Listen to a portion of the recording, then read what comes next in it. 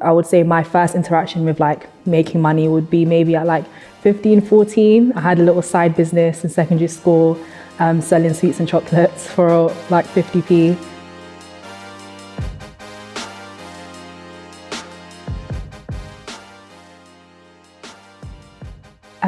That's a great question. Well, I'm a first generation immigrant. So I moved to the UK when I was 6 years old. So we pretty much had to start from the bottom up from what I can remember. It was definitely humble upbringings for my family and I. And I think just like any, immigrant parents, my parents did the very best that they could to provide for me and my siblings and also support us as well.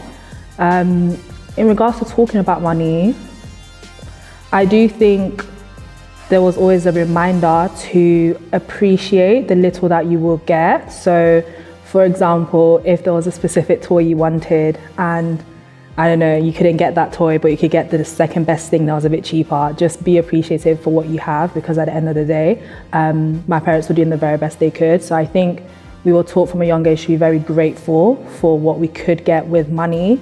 And I would say that growing up from a low socioeconomic background made me interested in wanting to be financially stable and to want to make money, I guess.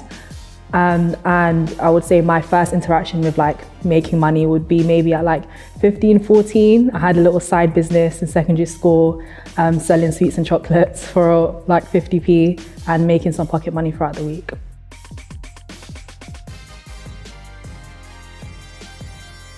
I wouldn't say I'm fully financially independent. I still live at my mum's house and I plan to for a very long time to save money in this cost of living crisis.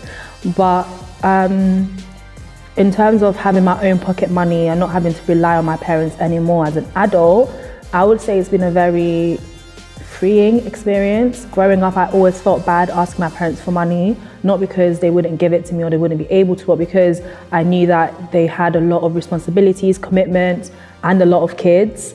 And they were both trying their very best with the jobs they could get to provide for us. So I always felt a bit guilty asking for money. So when I was able to make my own, it was very freeing. I no longer felt guilty. If I wanted something, I could get it. I didn't feel bad about asking my mom to get me X, Y, Z when I know she had bills to pay.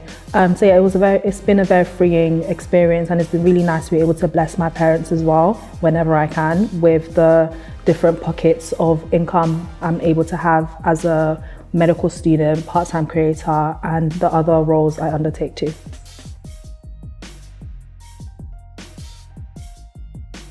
So at the moment I use, I don't know if it's Crowdcube or Crowdfund, but one of the investment websites that I've come across online, to invest just a little bit of money into potential startup companies. I don't know if there's a name for that, but I was just like, hey, this looks interesting, I'll get into it. And it was because a company I use, I think it's called Ruka Hair, it's a Black-owned hair company, were looking for funding to expand their business, and I love what they stand for. As a Black girl, I think it's amazing, and I just wanted to contribute to further that. So they were like, you go to this Crowdcube thing to put some money in. So I put some money in, and I'm very well aware I could lose the money, but because I believe in it so much, I'm happy to spend a few pounds on it.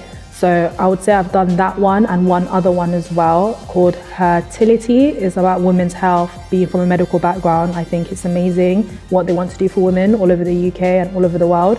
So I contributed a little bit of funds towards that as well, but not too much because I know you can lose money with those short-term investments.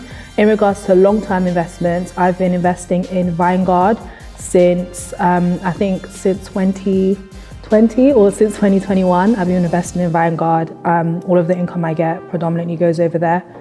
Yeah.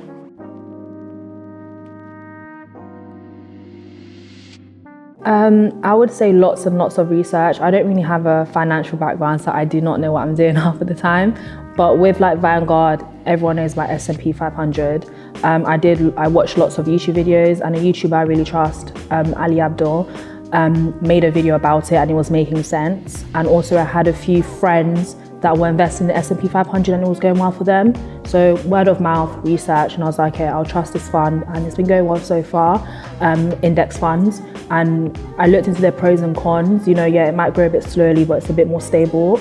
And that was more appealing to me compared to like Bitcoin. So that was what made me want to do that source of long-term investment. In regards to short-term, the crowdfund thing, like I said recently, it's just because I saw it on Instagram and I really care about the ethos of the company and what they want to do for Black girls all over the world. So that one I didn't do much well, I did do a little bit of research. I wanted to know that the website wasn't dodgy, but yeah, and then I invested just a tiny bit of money that I'm okay to lose. Yeah.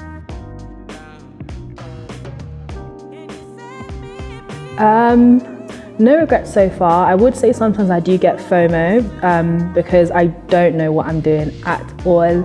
I have no idea if I should be investing somewhere else or if there's something I'm doing wrong. I don't know. I'm kind of just going with the vibes, but also trying to be wise about it. So yeah, no regrets thus far.